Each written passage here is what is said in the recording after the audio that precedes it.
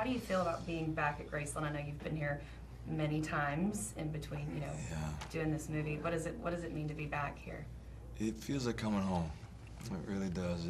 I didn't feel it the first time I came. I still had so many questions of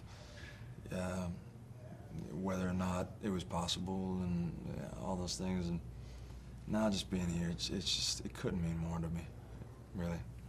Well, you did an incredible job in the film. Thank you. I mean, as someone who sees Elvis all the time, I mean, all the fans have just raved about it. So you've really truly nice done a to hear. wonderful, Thank you wonderful so job. much. So how much did you know about Elvis before you accepted this role? I knew some of his work, particularly the 50s music, because my grandma was in high school in '56, and so she always had those songs playing in the house. And I've seen films. I've seen King Creole and Blue Hawaii and JLS Rock and a couple others, but I didn't know much about his life. And I didn't realize how much I loved the music of the '70s and the late '60s. And so for me, it was this amazing process of just getting to, I mean, I got to spend 2 years doing, I mean, you're getting to do this all the time, but it was 2 years where that was everything I ate and breathed, and that was my life.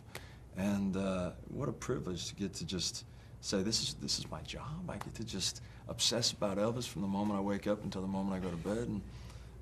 And I found so many things that I loved him more and more every day, truly. Yeah, that's beautiful. I say that too, like, this is my job. Yeah. I kind of can't. How long have you been here? 15 years. Wow. Yeah, 15 years yesterday. So. Oh, congratulations. Thank you. That's amazing. It's pretty wild. I mean, That's wild. So what do you think it means, the fact that there's this huge movie about Elvis in 2022, 45 years after he's been gone? Yeah, I mean, I think it's that thing of he deserves to have his life put in context and to have misconceptions washed away. And he was such an extraordinary, loving, kind, generous, complex human being. And so, yeah, I think that I'm just so profoundly grateful to have been a part of the process of bringing this to life. I was going to say, Elvis obviously changed pop culture. He changed the world. I mean, he changed the culture completely. Yeah, it's hard to imagine what this world would look like if he never came into the world.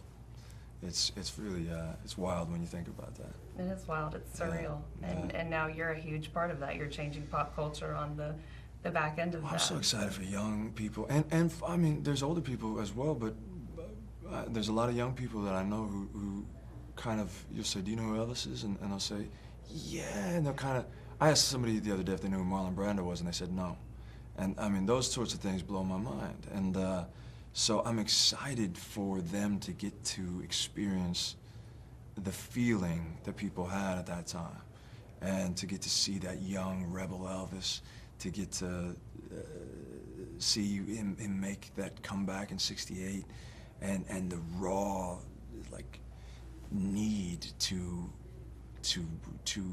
bare his soul, and then also the genius of him orchestrating all the music of the '70s and that whole time. I mean, it's just glorious. Did you have a favorite part, like a favorite era or a favorite part of the movie that you just loved getting into? I loved every one of them. I didn't really have just one favorite. There's these pivotal moments, like doing '68. That was really an out-of-body experience for me. The late '70s. I mean, not late '70s, but the like 1969 to '72 kind of era.